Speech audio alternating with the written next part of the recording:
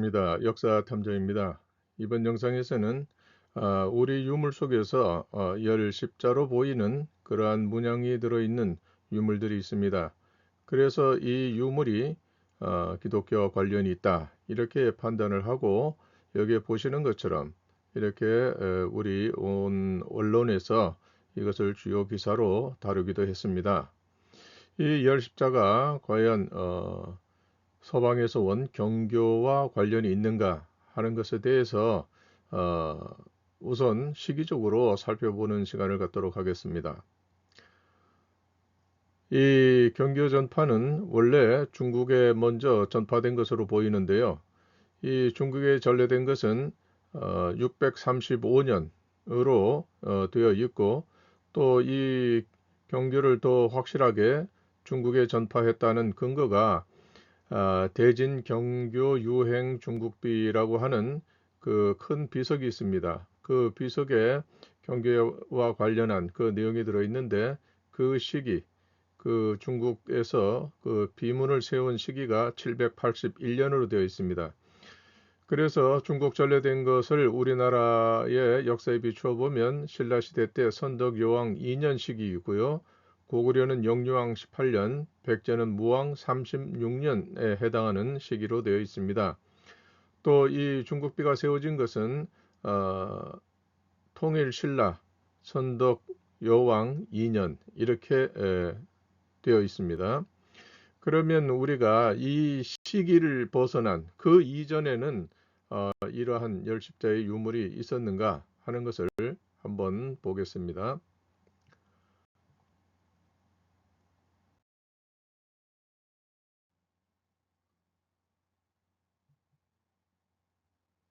앞에서 보신 것처럼 열십자로 된 그 불국사에서 발견된 그 유물이 경교와 관련이 있다 이렇게 추정을 하기도 하는데요.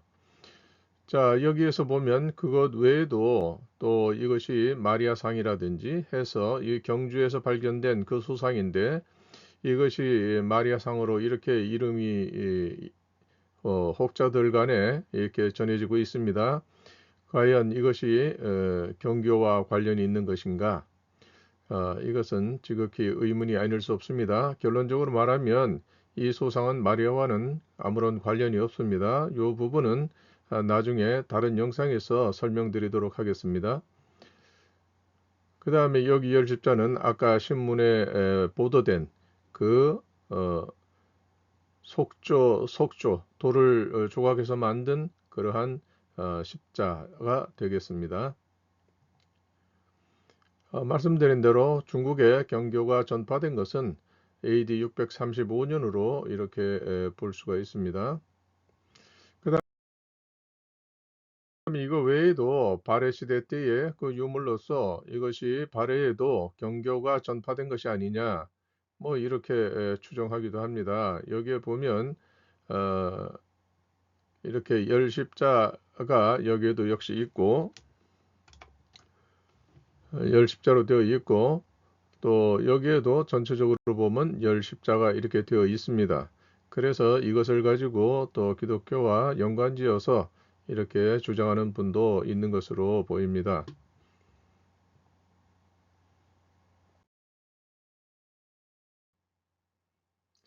자, 그러면 열십자가 들어있는 그러한 유물이 무엇이 있는가 한번 보겠습니다. 자, 이것은 상나라 때에 청동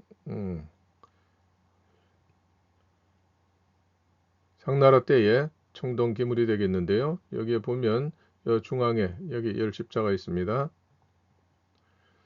좀 확대해 보면 분명히 열십자로 이렇게 드러나게 됩니다. 그 다음에 또 역시 상나라 때의 토기를 봅니다. 여기 보면 명확하게 이렇게 열십자가 되어 있습니다. 자, 여기에는 하남성 안양에서 출토된 그 옥에 새겨진 여기 열십자가 이렇게 또 있습니다. 다시 말하면 이것만으로 보더라도 유물로서 증명할 수 있습니다. 열십자는 반드시 경교와 연결 지을 수 없다 하는 것입니다. 그리고 이 열십자는 고대로부터 적어도 경교가 전파되기 약 3천년 가까운 그 시기까지 거슬러 올라갈 수 있다는 것입니다. 그러면 이것은 무엇일까? 열십자. 자, 그 다음에 또 다른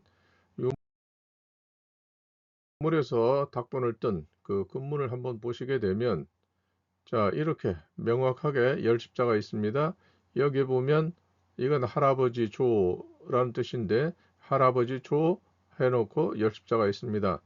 우리는 이걸 열십자로 이렇게 보지만 이건 현대에 이르러서 읽는 법이고, 이것은 본래 갑을 병정할 때 갑에 해당됩니다. 그러니까 할아버지 갑 이렇게 되는 것이죠. 자, 여기서도 보면 새를 이렇게 해놓고 그 다음에 여기 할아버지 또 갑. 그러니까 이분과 이분이 어떤 인적 관계에 있을 것이다. 같은 할아버지 돼 있지만 여기에 보면 이 가로 선이 여기선 하나가 있고 여기선 둘이 있습니다. 그렇기 때문에 같은 갑이라는 것을 쓰지만 이 두 분은 서로 다른 두 분입니다. 그래서 이것은 고대의 그 푸나르와 사회의 그 단면을 보여주는 것이 아닐까 이렇게 추정해 볼 수 있습니다. 푸나라와 사회는 오늘날과 같은 1대1의 가부장 제도가 아니라 그때는 2대2의 모계 사회였기 때문에 그렇습니다. 자, 그 다음에 여기 보면 여기도 아버지 갑.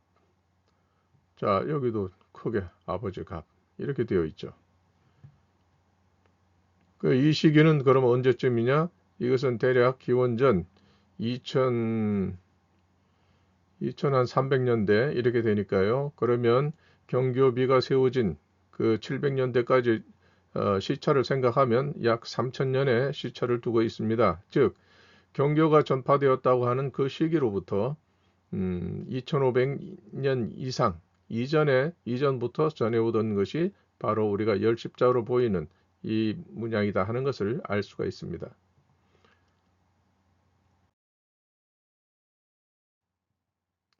자, 여기서도 또 보시면 이 전체가 불꽃 모양입니다. 불꽃 모양이면서 이 삼각형과 불꽃의 형태를 어, 합했습니다.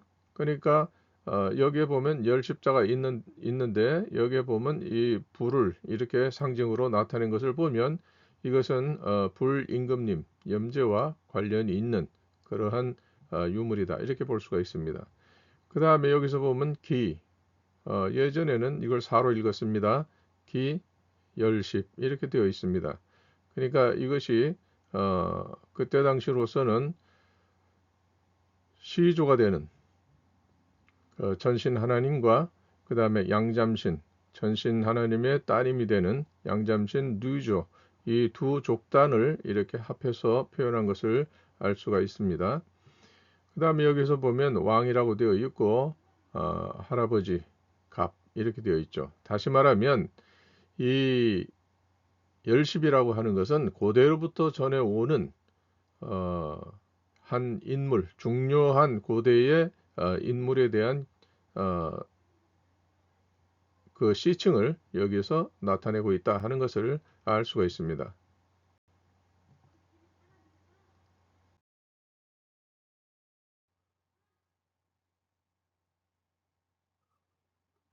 자, 여기서도 또 보게 되면 여기에 머리에 이고 있는 것이 바로 불국사에서 발견한 그러한 열십으로 보이는 이 글자입니다. 그러나 이것은 실제로는 그때 당시에는 이것은 열십으로 읽은 것이 아니라 개로 읽었습니다. 자, 여기서도 역시 마찬가지로 이렇게 되어 있고요. 또 여기도 마찬가지로, 여기도 마찬가지로. 이 경우에는 이것과는 차이가 있는데 이 경우에는 이것이 바로 그 한 글자로 이렇게 볼 수가 있겠습니다. 그 다음에 여기서 보면 다 똑같습니다. 그러니까 여기 지금 소개해드린 이 금문 탁보는 다 불국사에서 발견된 그런 열십자와 동일한 형태를 띠고 있습니다.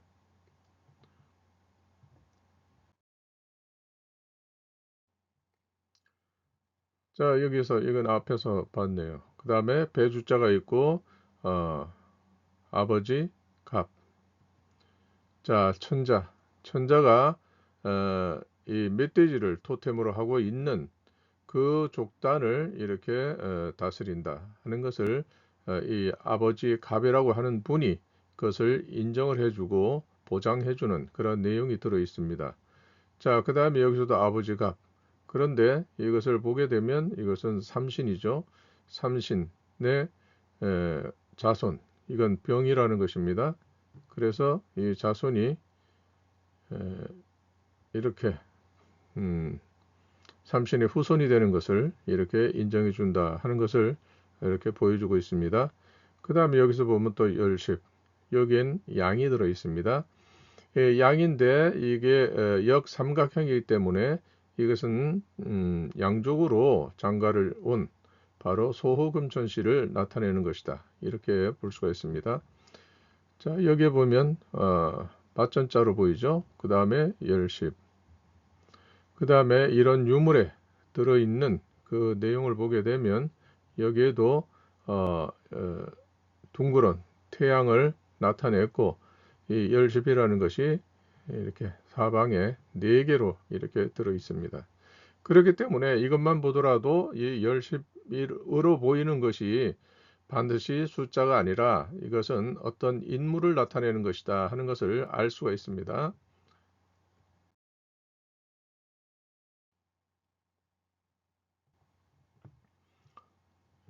자, 여기서도 보면 앞에서 본 것입니다. 머리에 열십. 이 유물을 우리가 또 이 배경이 되는 이 소위 문양이라고 하는 것을 살펴봐야 되는데 여기서는 정확하게 볼 수가 없기 때문에 지나가겠습니다. 여기 아자 안에 여기 기가 들어있네요. 기자조선할 때 이 기자가 됩니다. 그리고 아버지 열십 이렇게 되어 있습니다. 그 다음에 여기 보면 또 이 세워진 수직선이 있습니다. 이건 천신 하나님이죠. 천신 하나님이고 그 다음에 밑에 열십 이렇게 들어 있습니다. 이분은 아마도 천신 하나님의 손자가 아닐까 이렇게 추정을 해봅니다.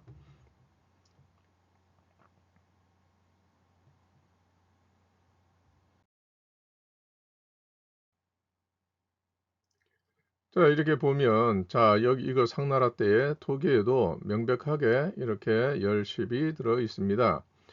자, 오늘의 영상은 바로 경교가 전파됐다고 하는 최초로 전파가 된 것으로 보이는 중국의 연대와 비교를 해서 이 같은 문양의 유물 그리고 같은 문양의 금문 이것을 사례를 들어서 이렇게 보았습니다. 그렇기 때문에 경교가 들어오기 이전에 적어도 2500년 전 그리고 최대한으로 잡으면 3000년 이 사이에 어, 나타난 그런 글자로서 이것이 상당한 그러한 그 역사성을 가지고 있다 하는 것을 우리가 알아볼 수가 있습니다. 그런데 그러면 자동적으로 이것은 열십이라고 해서 무조건 경교와 관련을 지을 것이 아니라 이것이 전통적인 어떤 우리 역사에 관련된 그러한 글자다. 그리고 어떠한 인물을 나타내는 것이다 하는 것을 우리가 인식을 해야 됩니다. 그리고 그렇다면 이 열십 이것으로 표현하고 있는 인물은 누구를 가리키는 것인가? 그것을 우리가 찾는 그러한 노력을 해야 될 것입니다. 물론 거기에 해당되는 후보군이 있기는 합니다. 그러나 확정 지을 수 있는 그러한 것은 아직 연구가 좀 더 필요하다 이렇게 볼 수가 있겠습니다. 자, 그래서 이상의 그 내용을 가지고 다음과 같이 정리할 수가 있습니다. 열십자는 고조선 시기의 시칭이다. 즉 어느 인물인지 특정할 수는 없으나 그분과 관련한 그러한 시칭이다 하는 것입니다. 그 다음에 열십자는 한민족 고유의 상징이며 시조인식이다.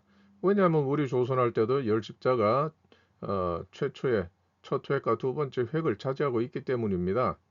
그러니까 이 조선과 관련이 있는 그러한 것이 아니겠는가 강력하게 이렇게 암시를 하고 있습니다. 그리고 또 다른 것뿐 아니라 진시황의 신나라 이 시대에도 열십자로 쓰여진 그러한 유물이 발견되었고, 그 다음에 이사지 왕도, 그러니까 경교가 들어왔다고 하는 그 시기보다 앞선, 그때 150년가량 앞선 그 시대에 500년으로 추정을 하고 있는데, 이사지 왕도에도 열십자가 표현되어 있습니다. 그리고 그뿐 아니라 거기에 보면 이사지 왕도 하면서 지, 이것을 나타낼 때에 이사지 왕도의 지자에 그 지자가 고대의 초기 상형 문자, 즉 금문으로 이렇게 표현이 된 것입니다. 다시 한번 상기시켜 드리면, 지라고 하는 것은 천신 하나님의 시칭인 신자를 이렇게 했고, 그 다음에 거기에서 이렇게 했습니다. 즉 천신이라는 표시입니다. 그리고 이렇게 되어 있고, 또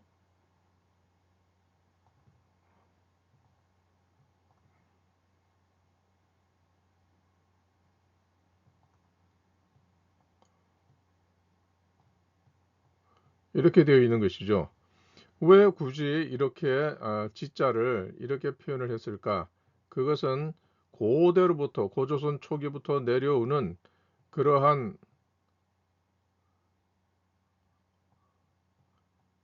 상형 문자를 신라인들은 정확하게 인식하고 있었고, 그것을 자신의 정체성의 표현으로 유물 각종 종류마다 장신구가 됐든 무기가 됐든 여기에 그 표현을 했던 것입니다. 심지어 초대형 기화, 거기에서도 보면 천주라고 하는 표현을 해서, 그 천주라고 하는 것은 바로 불임금, 염제신농 임금님을 나타낸 것입니다. 그분이 바로 이 직선으로 표현되는 이분의 다른 호칭이죠. 그 다음에 여기에는 전체적으로 글자를 살리기 위해서 이렇게 천이라고 썼지만, 만약에 고대의 문자 그대로 했다 그러면 천이라는 것은 아마 이렇게 표현이 되었을 겁니다. 이렇게 했거나 아니면 여기에 몸체까지 이렇게 표현해서 이렇게 표현했을 것입니다. 그래서 이것이 천신 이렇게 되는 것이죠. 그 다음에 이것은 소호금천 씨의 표현입니다. 그렇기 때문에 신라인들이 소호금천 씨의 후손이다 이렇게 말한 것은 황제족의 인물인데, 우리에게는 북의 사회 개념으로는 외할아버지가 되는 것이죠. 외조가 되는 것이죠. 그러나 그때에는 푸나르와 사회였고 모계 사회였기 때문에 어, 이 친조와 외조의 구별이 없습니다. 구별은 했으나 차별이 없습니다. 똑같이 생각했습니다. 그래서 우리 아버지도 아버지고 어머니의 그 형제들도 아버지가 되는 것입니다. 그래서 그때에는 이렇게 어떤 그 어, 정해진 그 사돈관계가 되기 때문에 양족단은 서로가 서로에게 똑같은 그러한 한 혈족으로 이렇게 인식이 되었고, 그러다가 이것이 모계 사회에서 북의 사회로 전환이 되면서 점차적으로 구별에 이어서 이렇게 그 점차적으로 차별이 되는 그러한 시대로 접어들게 되는 것입니다. 그래서 열십자는 이 천신 하나님과 뉘조의 양족단의 합체자다. 그래서 갑이라고 하는 인물이 이 두 족단의 이 혼혈로서 태어났다 해가지고 열십자를 이렇게 어, 손주에 이렇게 그 시칭을 두 개를 합쳐서 자신의 이름으로 이렇게 한 것으로 볼 수 있습니다. 그래서 기독교의 열십자는 시기나 상징성, 문자의 구성에서 한민족의 십자와 관련이 없는 독자적인 그러한 표현이다. 이렇게 볼 수가 있겠습니다. 그러므로 우리가 열십자라고 해서 한쪽으로만 단편적으로 이해를 하면 안 됩니다. 그래서 이것이 과연 종교적인 것이냐, 아니면 역사적으로 한민족의 역사에서 비롯된 유물이냐, 이 양쪽의 그 정황을 살펴보고 우리가 그것을 판단해야 될 것입니다. 여기서는 그냥 시기만 가지고 이렇게 그 판단을 해 보았는데요. 그것만 가지고도 이미 그 종교와 관련이 있다고 하는 그것으로 증거로서 근거로서 내세우는 이것이 어 의미가 없다. 이렇게 말씀드릴 수가 있겠습니다. 이상으로서 오늘의 영상을 마치도록 하겠습니다. 끝까지 보아주신 구독자님께 감사드리면서 다음 영상에서 찾아뵙도록 하겠습니다. 감사합니다.